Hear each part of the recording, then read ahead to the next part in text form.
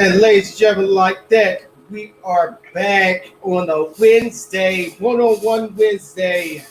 Ladies and gentlemen, I am your host, Daniel Monte Morris, here with my bro, B. Johnson. How you doing now? Doing good, man. How about yourself, man? Pretty good. So, big shout out to our sponsor, Cheddar Boy Popcorn. They will be sponsoring this whole show.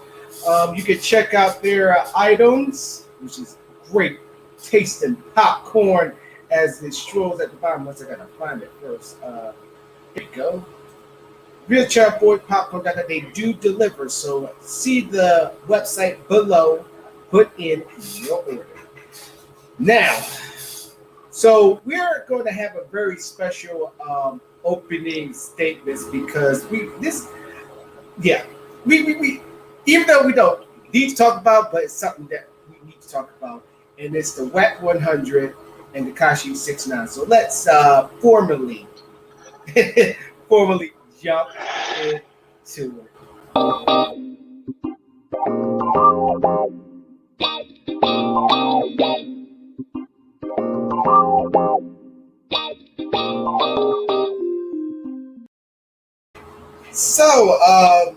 So before the show, I was watching the infamous WAC 100 and Tekashi 69 episode where Academics was having a special interview with these two gentlemen. Now, the backstory is WAC 100, I believe he is a blood, and you know Tekashi 69, he says that he's supposed to be Treyway. Yeah. He's supposed to be Treyway. New York, East Coast. Yeah, and WAC 100, they Peru. And so they're going having a back and forth disagreement. I think it's more on the cuffs of, Tekashi 69 being just associated with the Bloods and not being a part of the Bloods. And so I want to start this open statement because people have to understand Tekashi 69 is not the only one that done this before. He just one of the latest that's been on the forefront of faking who they are and gang affiliation. So I think my question is to you, Beast. Because now you got singers now. You got R&B stars that are trying to use the gangster affiliation to gain clout as well. Why do they want that type of, not attention, because that's what it is at the end of the day, they're trying to get attention. But why would they want that type of affiliation with them, of them saying that they hard and I'm a man, or even for a woman that's in the same game and saying like, I can pop off anytime I want to because I'm raised on the streets. I hang out with nutbuckets. Why do they want that persona? A, they don't know no better. B, they're just fucking stupid. These are the individuals that no matter where their location was as far as growing up, they grew up middle class. As far as they had good working parent or parents that tried to establish the basic necessities plus a little bit more. They didn't have to put themselves out there around them individuals, whether they live next door to them or not. They chose to do that because it's always that negative appeal as far as entertainment. And in regards to the singers, every female loves a bad boy. And the best bad boy singer of all times was Bobby Brown. Yes. Mr. Telephone Man. Bitch, I'm going to finish my song and I'm going to sing it for another fucking 14 minutes. Bobby Brown. Mr. I'm doing my song, drop my bag of coke on stage and dance smoothly while I snatch that bitch up. Bobby Brown. Yeah, he sure did. The king of R&B. The king of R&B, as Whitney posthumously would say. But it's always that type of mentality. I mean, you can look at it from the white side. You remember New Kids on the Block. Yeah. And who the fuck did everybody really fuck with? Even if you hated that damn group, you knew one name out that whole fucking group. Donnie. Why? Because he was the bad boy. He was the one in trouble. He was the one putting himself out there. And the women got it, and they wanted them, and you wanted the women that wanted them, so you started to emulate yourself like that. The easy way I can sum it up is off an episode of Black Dynamite that had Sam Jackson on there. And his character was the old creepy nigga. Old paranoid creepy nigga. And he was asking like, why you act that way? He's like, shit, because he give me bitches. Because bitches like this. And as long as bitches like this, I'm going to keep acting this way. Until bitches stop liking me for this, I'm going to keep doing it.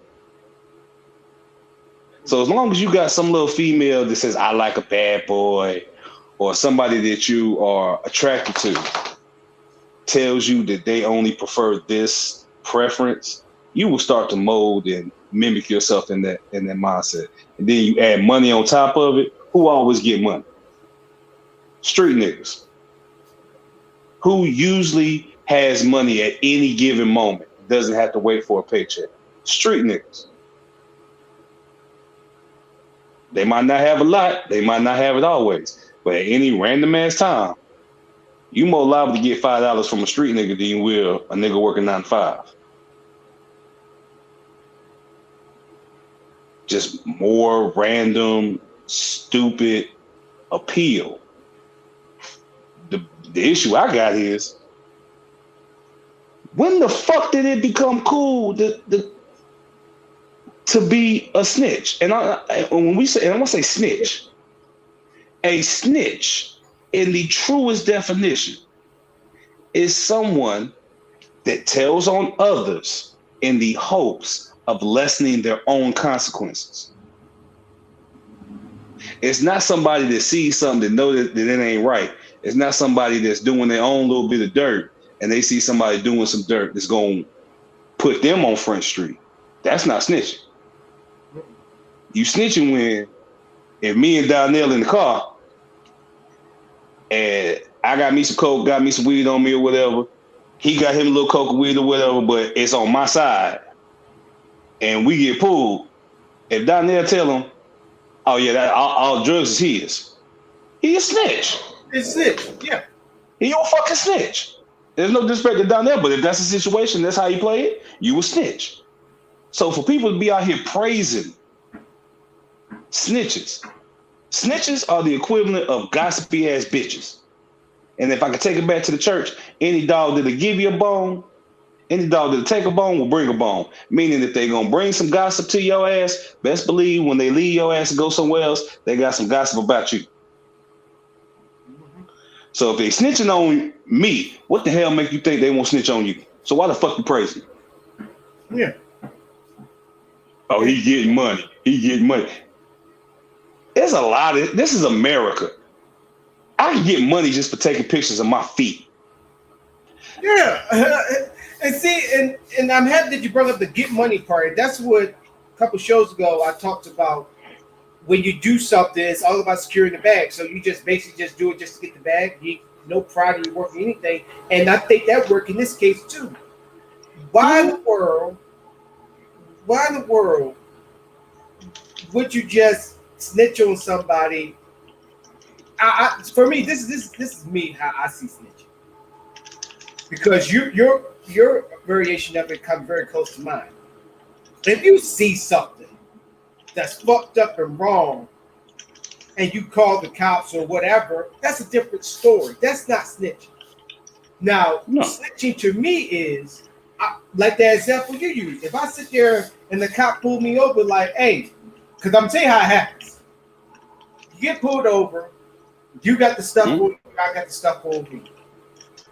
That cop will pull you to the side like, dude, I know he's going to be like, dude, for you, if you want to go home tonight, all you guys say is that all that's his stuff, and that he just passed it to you. Make up a story. I got you.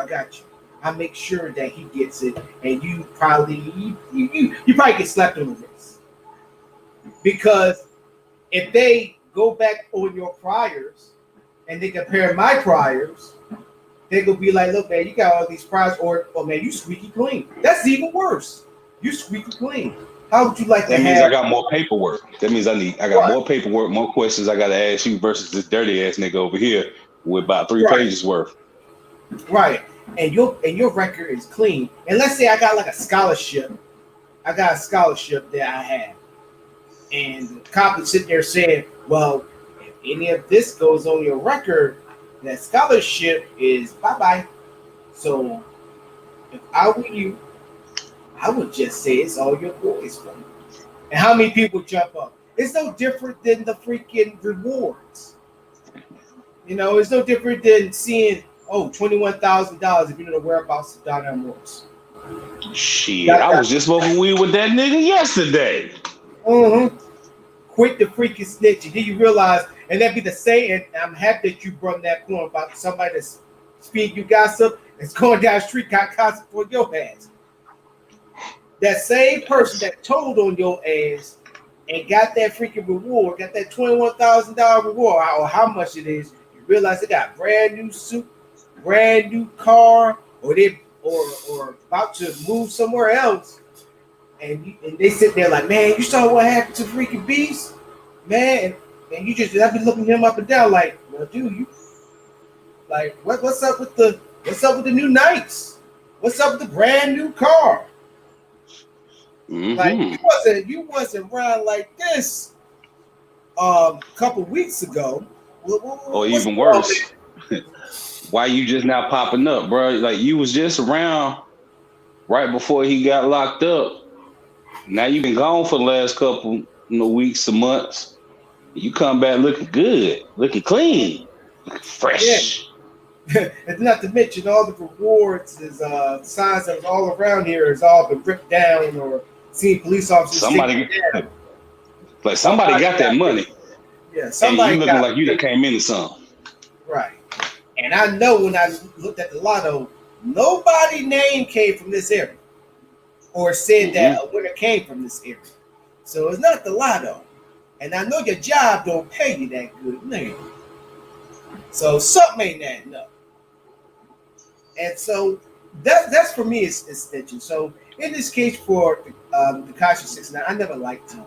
I don't understand how we got hip hop so dumbed down to having people like him who still get 1 million freaking views on his video while he's talking shit. And his music, his beats this thing we gotta look at too when it comes to the amount of views, because we live in a universally globally connected world as opposed to early 2000s, and it's just 20 short years, the connection that we've gained across the world has dramatically increased, and you seeing more numbers. Like I use the example, it was a random channel on YouTube that was based out of India, and they had some very respectable, mediocre numbers, but then all of India got Wi-Fi, and even the broke niggas in the damn ghetto slums could pull up shit could get internet off their phones. So as soon as they did that, you saw the numbers just immediately go from like a couple 100,000 to point millions in a short amount of time.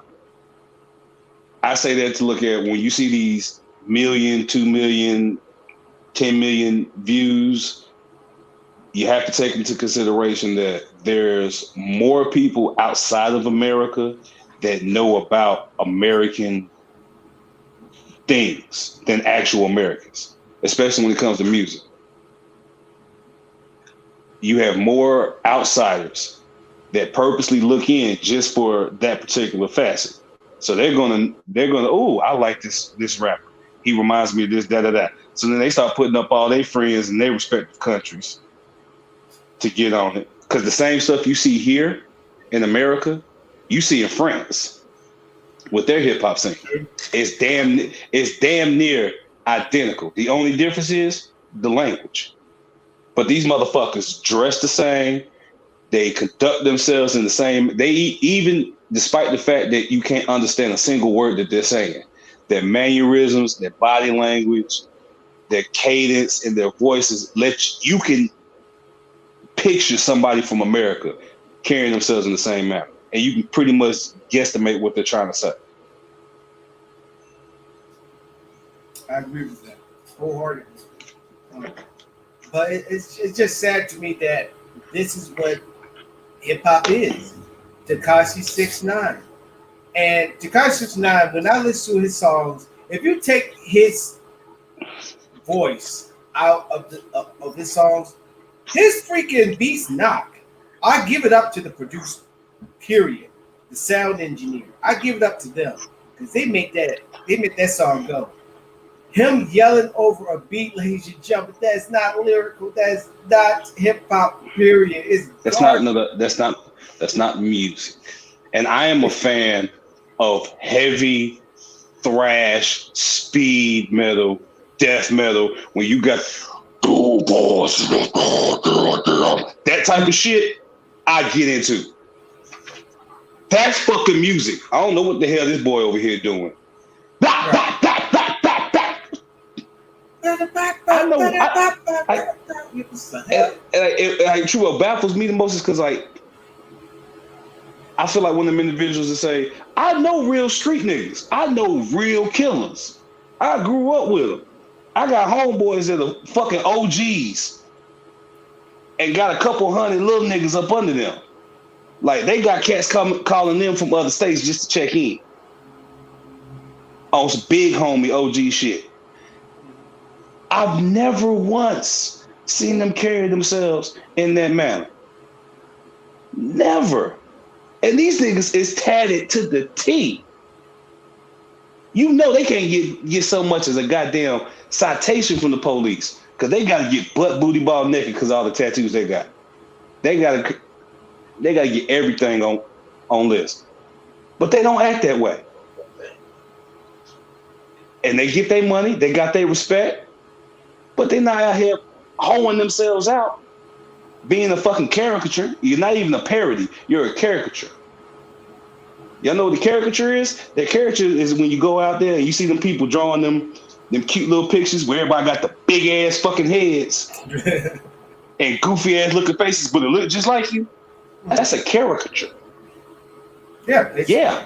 That's what 6ix9ine is. That's what most of you fucking rappers are nowadays.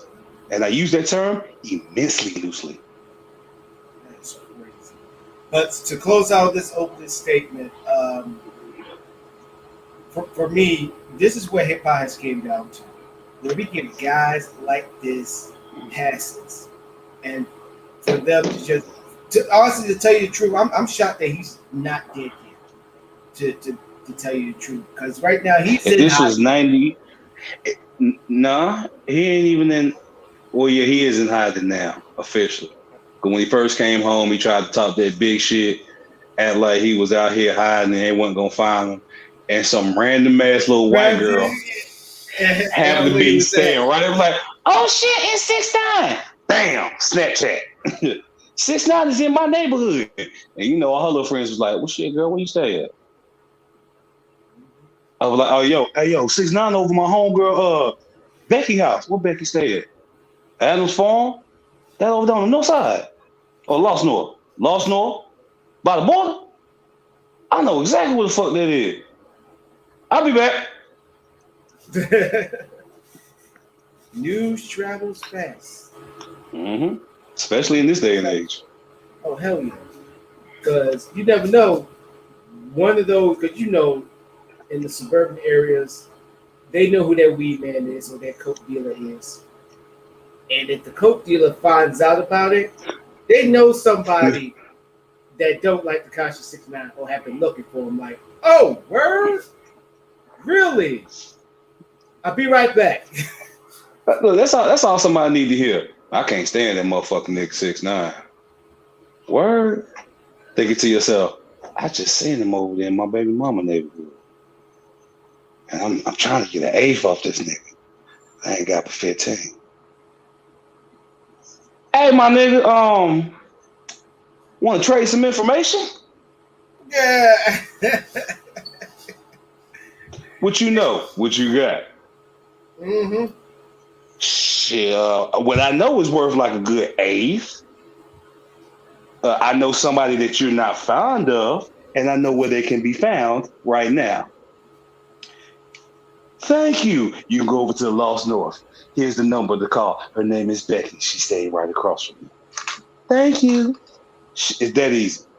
Mm-hmm. Eventually, Tekashi 69 is gonna get his.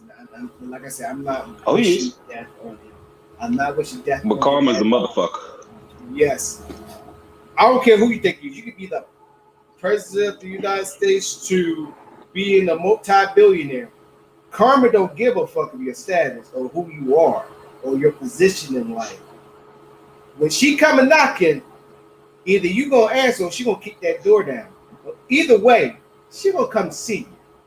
So don't be don't be shocked when you hear something after this Tekashi 69.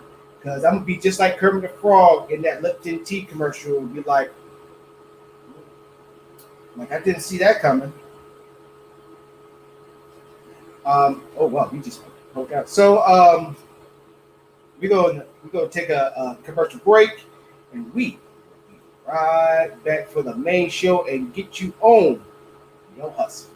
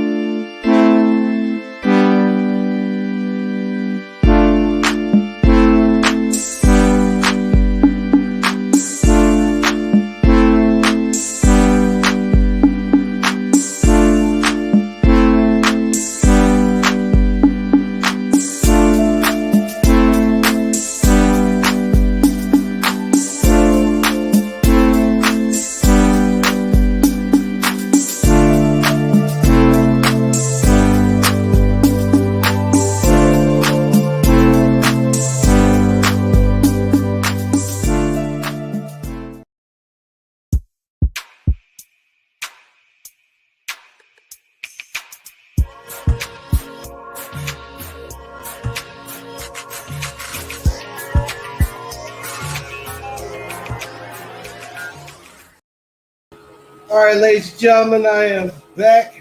Right now, Beach Johnson he handling some things right now. So, what we're going to do, we're going to talk about the hustle. Now, right now, I'm currently in the hustle myself. So, So the hustle could be anything. Hustle could be what I'm doing right now. It could be cutting grass. It could be, decide that you're an electrician, that you're a plumber, that you clean houses. Ladies and gentlemen, as long as you keep a cash flow coming, that's all that matters. A couple of years ago, when I was coming back to my life, because even in Big Army, you can have two jobs, but you have to have it approved by your commander. So I had a battle buddy who had a side hustle of delivering flowers. And which it's a pretty nice, little paycheck, not something that will pay the bills, but if he saved it at the right, time, saving it and not using it, then it will build up over time. But that was a side hustle. So obviously his main source of income and revenue was, delivering flowers. But he stuck with that until I got out of the military, and then he went to greener and better pastures. Knowing him, he probably doing another hustle right now. So with Beast being back, I was actually just telling a story about a battle buddy of mine who was in the military. He took the side hustle of delivering flowers, and saving that money over time will build up if you never use it for anything else. Yes. So Beast. So using your street techniques, hustle came from the streets. People don't understand that. Hustling is a lifestyle, and it's a facet of self-preservation. Hustling is a step process. In the beginning, you have self-preservation, the core of all survival. From self-preservation, you understand the concept of bartering. That bartering system now led you to hustling. Now that a currency has come into place, because before there was actual money and currency, purchases and things like that were still made, but it was off a quote unquote barter system. I got something you need, you got something I need. You help me, I help you. And it doesn't necessarily have to be along the same lines. Donnell could live in an area that has a specific type of herb or foliage or, plant life that is vital to my survival and vital to my health. And I'm out here getting animals and skins and meats that he can use to sustain his life and keep him warm.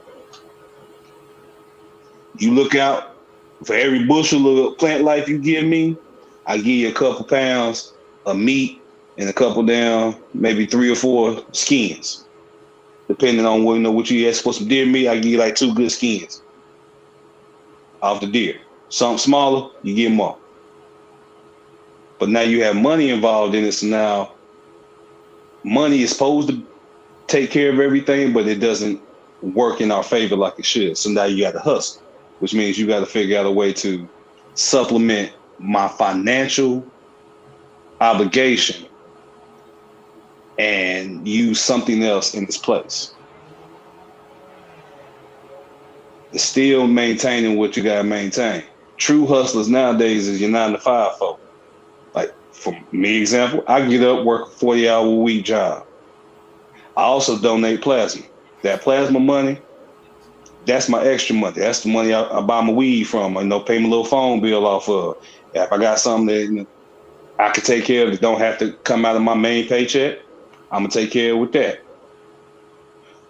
Also on the same tip, I'm blessed enough to get food stamps. I don't need all of them. I know how to cook.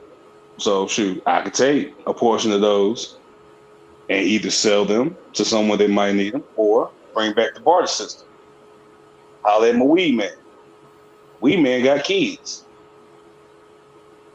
Kids always need to eat. Hey, my nigga, how you looking on your stamps, man? Shit, could you use some? Hell yeah, man. I said, what you got? I was trying to get like a little A fall for you, man. You let the A go for what, 40? So shit. I'll let you get $80 worth of stamps. You let me get a 40. Oh hell yeah, I got you, my nigga. Shit. Where you at the crib? Hell yeah. Come through. Hand off. So now I've gotten weed that I would normally pay for. So the money that we usually go for me to pay for that weed can now go into my other bills, my other necessities, or my other luxuries. And on the flip end of him, the money that he usually needs to re-up with, that he would have to dip into to feed his children, now he ain't got to dip into that money. That could be straight re-up money, that could be stash money, that could be money that he can use for somewhere else because the necessity that he needed has already been taken care of through the barter system. Hustling. So what is the misconception that people have with hustle? Because every time you hear hustle, they always think it's a dirty deed or some side crazy deal. They think about, like the hustling Jack is City movies. hustling is not it. Hustling is handling things in a manner that not everybody need to know. It doesn't necessarily mean it's completely illegal and amoral and unethical, like in the case of prostitution, sex trade, drugs, guns, murder, things of that nature. Yeah, that's your dark side. Most hustlers, the average person that hustles or needs to hustle are law-abiding individuals, middle class to lower class, just trying to survive, trying to take that paycheck and get everything that they need and still be able to have a little money off them for the weekend. If my check ain't but $500 and my damn light bill is $120, I still ain't paid rent. I got my damn water bill coming up, that's $80. I'm paying somebody $50 a week to take me back and forth to work. I still gotta, put food in my house, buy my necessities that I can't get with food stamps. Living paycheck to paycheck. Those are fucking hustlers. Hustling is just making sure I can do what I need to do. If I gotta barter and trade some shit out, so be it. As long as I'm not breaking the law. Like I'm not out here robbing people. I'm not out here scamming folk. I'm not out here telling you what I think you want to hear in order for me to get what I want. So working under the table is or what's like a lot of folk. If you ain't got no W-2, if your job is just paying you straight cash, that's hustling. That's under the table. You still getting paid, just for whatever reason, litigiously or illegally, they might catch more trouble by letting people know that you work here or you're doing the type of work that they're paying you for. Where it's untaxable and all that stuff. There you go. Untaxable. Hustle money is untaxable. Uncle Sam can't touch. Hustle money is like your NFL pension. It's like your cop pension, like your union pension. I don't give a fuck what you out here in this world doing. They can't touch it. Look at OJ. That's true. They still can't touch his shit. That's hustle money. That's money that you know is yours 100%, at least 92%. But that's money that Uncle Sam ain't got to hit your pockets for. So if it's 600, it's 600. There's not 600 after taxes and deductions. It's not 600, but then we got to take these fees out. We got to hit you with the FICA. So now you only end up with 472. No, 600. All right, so now let's get into the nitty gritty. What type of hustles do you have out there? Like what's in your line expertise, Beast? Because right now I'm in the hustle right now. What hustles are the most go-to or the most common that you see? Amongst our community, hair care, and tonsorial skills are your go-to. Um, and that's just saying, regardless of what actual skills you possess, because that's really what it boils down to. What knowledge, adaptive skill, and talents do you yourself possess? And you can build your hustles from that. If you have a good work ethic and attention to detail, and you like to see things clean, detailing, clean folk cars, housekeeping. These are hustles for you. Just say, hey, go to your local church and they pay you to clean. If you want them OCD folk, do your hustle by cleaning out the church. Go up there thoroughly, spick and span that thing clean. Make it so good, Jesus got to come back and smell the flow. But that's a hustle. That's just taking your skill set and talents that you're normally not getting paid for or not benefiting from and using them to gain benefits. Mechanics, barbers, beauticians are usually your top three as far as hustles, side hustles go. Lawn care as well. All you need is a good walker mower, maybe a riding lawnmower, and a weed eater, and you now have your lawn care company. So, have you heard of a hustle when it's dealing with music? Have you met any artists that use? Oh yes, side hustle. Yes. That back to the church. As far as musicians, actual instrument players, our side hustles are live performances, studio sessions. Meaning, I know a lot of brothers that play for churches, and I mean multiple. They get up and they go to one church for the 7:30 to 9 service, leave, go to another church to make it there for the 11 o'clock service, then might end up doubling back to one of those other churches if they're going to pay them for an afternoon service, or go to a third church or afternoon service.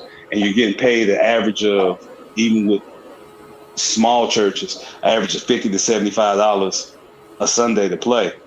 And if you're doing that per church, in one day you can make you half your paycheck or a nice little paycheck just from playing church songs and making folks shout. Ghostwriting is a side hustle too, because a lot of folk got the look to be entertainers or to be artists, but they don't have the actual talent. They don't know. They might be able to sing, but can't write a song to save their life. Or could write a beautiful song, but is tone deaf than a motherfucker. the melodies and all that stuff. And they could arrange something it's so beautiful when you hear somebody else sing it. And then you be like, who did it? Oh, him. Who?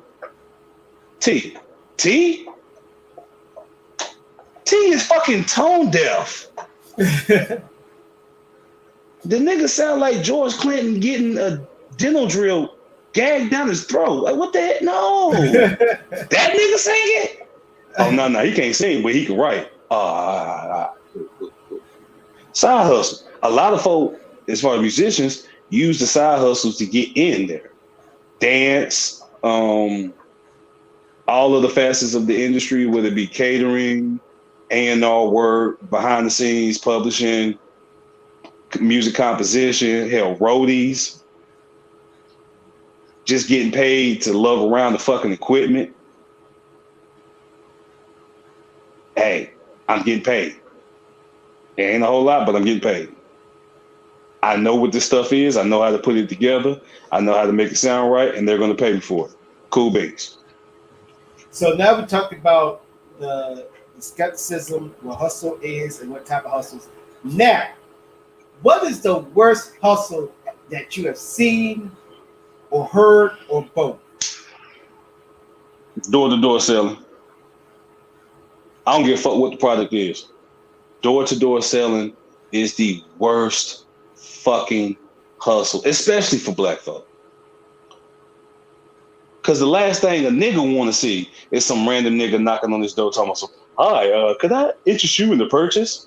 How you think fucking white folk feel living in damn $2.5 million homes gonna feel? I've done it. I've done door-to-door security with this hair. Doesn't matter that I have on a button-up with a tie, a bonded, insured, and secured license tag, clearly showing you that I am from a company. This ain't no bullshit. We just trying to rob you. Nah, I'm legit. And I got all my paperwork. I wouldn't even last 10 minutes in some neighborhoods. Like I would literally go to one door. The neighbor 3 doors down would see us and then call the police. It's a whole bunch of niggas. It's a whole bunch of niggas in blue button-ups and khakis walking through my neighborhood. How many niggas you know just gonna all get together and wear khakis and button-up polos? And they ain't in school. These grown-ass men and women we talking about here. So trying to sell anything door to door, I would rather be at a fucking mall kiosk. Yeah. I'd rather be that dude like, hey, my brother, let me see your shoes real quick. Hey, man, I got something clean in shoes. I'd rather be that nigga than sit here and be like, how you doing? My name is Malcolm from Secure Watch ADT. I was wondering if you had any time to talk about your home protection. Oh, hell no, nigga. I got a gun. I mean, that's cool and everything, but what happened if they get to one of your family members before you get to that gun? Oh, I got a dog. Hey, did you know that all I need is an aerosol can sprayed about 30 seconds in your dog's face and that'll asphyxiate them and they'll die? Yeah, people are crazy out there. So what kind of security system you want? Bad hustle. Any hustle that goes, any hustle where you gotta lie, any hustle where you have to fabricate or be manipulative in your words is a bad hustle. Because it will never truly flourish like you want it to or how anybody see it should. Because that company that I told you about, yeah, they folded like a couple months after I quit. Like just disappeared. Oh, shit. Good thing you ain't and it didn't no help. I made enough money to live. Like I made enough money to get to this point here, and I wasn't on the streets. So God bless on that. But yeah, wasn't making no money. They weren't really trying to pay for it. So I wasn't surprised when I realized, oh, this ain't nothing but a legal hustle. This ain't no real job. These niggas just out here side hustling. Got us all in a fucking van taking us out here to these rich ass white neighborhoods. I feel so fucking uncomfortable. It's like y'all want me to get shot. So the final thing going also today's not gonna be a long show because Beast, I want you to jam out later. I'm so used to getting the Facebook complaining with, oh, this music is copyrighted, all that stuff. And speaking of jam sessions, if you wasn't here on Monday, until further notice, Fridays is Beast Jam Sessions. So tune in and enjoy, and hopefully he do it after the show. So any advice because he requested, because Donnell requested, I am. Yeah. So and also to everyone watching, because I put this out here, drop a comment. Let me know if I suck. Also, if you have a particular band or song that you want to hear me play or try to play, throw it out there. I like a challenge. Shoot, speaking of that, let's check. Let me see. But I do want people to understand this about hustlers. I want people to understand about folk that call themselves hustlers. being a hustler, operating in the mindset of the hustle is a slippery slope because it's based on how you were exposed to. That's why you have such a negative connotation to it now, because most people were exposed to the hustle on some backdoor side alley. Like you technically stealing some shit. Like you really can't have the police around here. Like even if the police see you, they're not gonna ask for paperwork. They're gonna ask you where you got that merchandise. Like when you're exposed to it in that manner, then you start to respond and kind of mentally, subconsciously reach out to those facets when you come across them in your life. Because you were exposed to it as a hustle. So if you feel like you need to hustle, that's why so many brothers get caught up in the drug game. Because they grew up in neighborhoods where they saw the parents work, they saw mostly the adults work. And if they weren't leaving to work, they were working in the neighborhood. They were selling stuff. They was either working on cars, or they was a candy lady, candy man. They were doing haircuts, or they were selling dope. So you get to your little situation, and you're just like, I need me a side hustle. Well, what can I do to make money? I don't know how to cut hair. I'm a man, so I ain't about to be sitting here doing a woman's hair. I'm a straight man, so I ain't about to be sitting here doing a woman's hair. Can I draw? Can I draw good enough to draw for folk? No.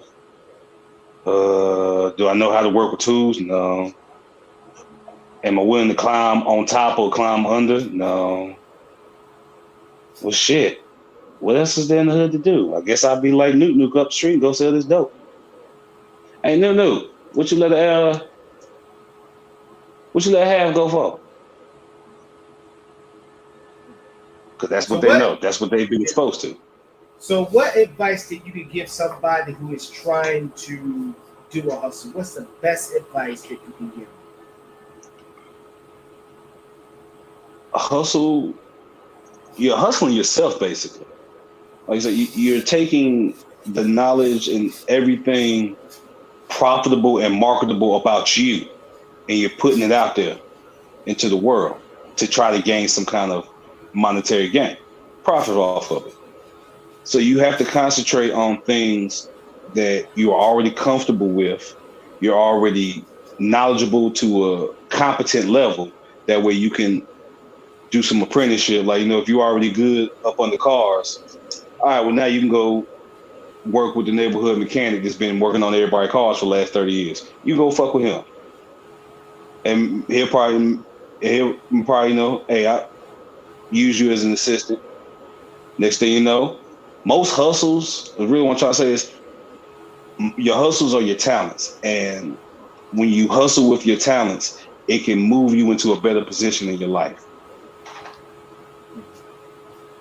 Because many people started their careers or really made their money and their lifestyles off of an initial hustle. And it just built, and they started getting more favor, more love for that hustle. They started getting a deeper understanding of it. People wanted to work with them. It started turning into a small business. What the fuck you think Amazon was? What you think Walmart was? What you think any mom and pop convenience store was before it became well-known, a name brand? Side hustle. Either a hustle or a side hustle, but a hustle nonetheless. And this is true, and people have to understand that. It started as a penny stock, and now look where it is. We're probably over $70, probably going to be up at $100 soon enough.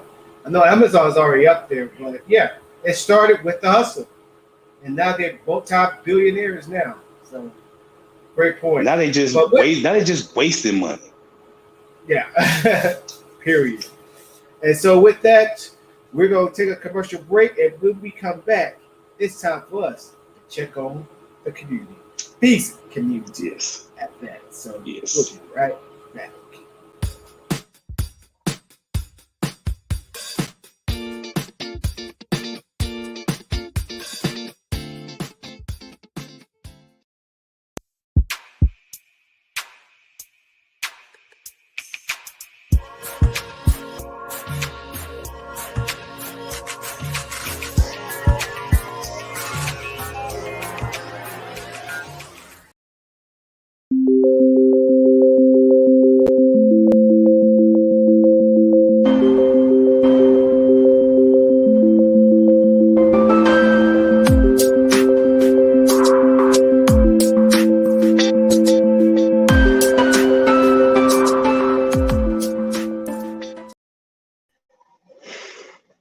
For today's visit, I want to kind of talk a little deeper, and I want to reach out and speak on one of our fellow panelists as well. Because when you think about what a community is, it's not necessarily the long term. Like there are multiple communities, and you could move and maneuver through multiple communities in one lifetime. But your home is really where you try to find that true connection, both in the spiritual and in the physical. And I want to speak on the Olympics, and I want to speak on the African diaspora. And I want to speak on the evident, blatant truth as to why Brother Sifway was not able and they were unwilling to allow him to participate in the Olympics. And when you look at the gold medal standings right now, America is number 2 with 39 gold medals, but the African diaspora, which includes not just the continent of Africa, but all those migrated individuals who have reconnected and are doing a kind of dual co-op between their homeland and their current land. Meaning you have Nigerians representing both Nigeria, their homeland, as well as their current status, maybe be France or any respective country. But the African diaspora is at 50. That's gold, just the gold. We ain't talking about the other 2. 50 gold medals across the board. America, 39. In the African diaspora, I can surely say is majority Black. So when I see this, I'm troubled, and I'm also whimsically tickled because I see that America know the truth and they realize that the rest of the world knows the truth, and they're trying to keep as much of us Black, talented, athletic Americans as dumb, deaf, and blind in the closet as we can. Because if more of us were like Sifway and able to reconnect to our roots, find our roots, and be accepted and assimilated into that root system, and then asked to represent on behalf of your roots. That's a powerful statement. If more Black folk were able to do that, more Black Olympic level athletes able to do that or willing to do that, then that 39 gonna drop a lot lower in the next 4 years. And that 50 is gonna get a lot higher in the next 4 years. And you will start to see that these different Blacks in their respective communities, even though they love and respect their communities, they do not feel 100% a part of that community, wholeheartedly accepted within that community. There's always that little yearning for home because that's your true community. So always remember that just because you're here now, part of this particular community, doesn't mean you will necessarily be in that particular community later on in life. Because prior to this point, you might not have been at the current community that you're at now. You most likely were at least 1 or 2 other communities prior to where you're at now. So it's safe to say that you'll probably transition at least one more time before God calls you home. But your home, your true home, where you know you came from, where you know the most intimate secrets about who you are can be found. A home where you can be the person you were meant to be, not the person you were told to be by conventional teachings. A lot of things that are deemed unsavory or unsightly by your particular communities are also things that are completely embraced and traditionalized within your home. You've seen the videos, a lot of ways we dance here. We thought we was just doing that because the beat was funky. Nah, you got cats over there out in the middle of nowhere in actual tribes that's doing the same damn dances. And they've been doing the same. That means that's your home. That's where you got that shit from. Yeah, you in this community, but you got that swag from home, baby. So never forget your home. And if you're not sure where your home is, or if you don't feel like your community is truly your home, well then reach out to Brother Seaway. Follow in his footsteps. Discover who you truly are so that you can truly find where your home is and get that complete, unadulterated, agape style love of community. Then hopefully we can see the African diaspora no longer be the African diaspora, just be Africa.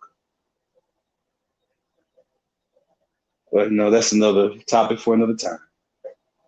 I do thank you for indulging in my eccentric ways and stopping on by the community. Hope you take these little bit tidbits and information and take them back to your community. If they work, put them to work. If they don't, have a good laugh about it. But never be scared to share the information. Never be scared to share within your community. Because there might be some unknown person or entity within your community that could truly help you make it be a home. So thanks for coming by. And feel free to come by anytime. I yield the floor.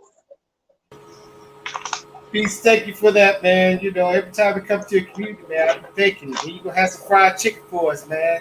You be hard. Let me get this kitchen appliance situation set up in here, right? I got this little kitchen. Yeah, I've been thinking about that. We ain't air frying nothing. No, we not air frying anything. Not air frying nothing. And any vegan dish will be side dishes. I will not make any vegan meats. No disrespect to you vegans, but I already add enough spices and sauces and other accoutrements to my meat to make it tasty. I'm not gonna double that up to make this plant taste like meat. I feel you, but yeah, I feel you for Seepaway. Seepaway, if you watch it right now, man, I hope everything's going great. Getting the sound. Like I said, you uplifted that community even with you not competing in the Olympics. Who says you need a damn Olympics to uplift you? He's uplifted us. His story, just from a personal level, and I hope he's watching this, and if you watch it later on, I continue to say it. Me just telling people of his story as a black man to find his roots and be accepted by it, everyone I tell that is so amazed.